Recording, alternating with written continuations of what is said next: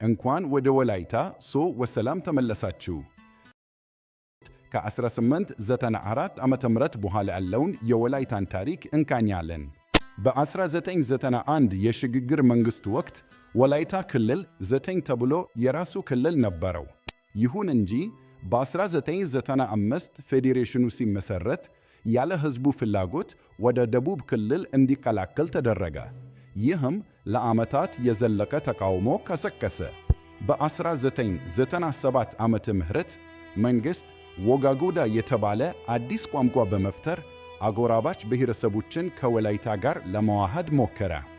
ይህ ሙከራ ባህላችንን ሚያጠፋ ቢሆንም ሕዝቡ በታላቅ ጽናት ታግሏል። በመጨረሻም ወጋጎዳ እንዲቀር አድርጓል። በዚህ ትግል ወቅት ብዙዎች ተጎድተዋል፣ ተሰደዋል፣ አልፎ ተርፎም ሕይወታቸውን ሰጥተዋል። በመጨረሻም በ2000 ዓመተ ምህረት ሰሜን ኦሞ ዞን ተከፋፍሎ ወላይታ የራሱን የዞን አስተዳደር መመስረት ቻለ። ይህ ለዛሬው የክልልነት ጥያቄ ትልቅ መሠረት ነው። ክፍል 5 ይቀጥላል። ፎሎ ማድረጋችሁን እንዳትረሱ። ወላይታ ሶ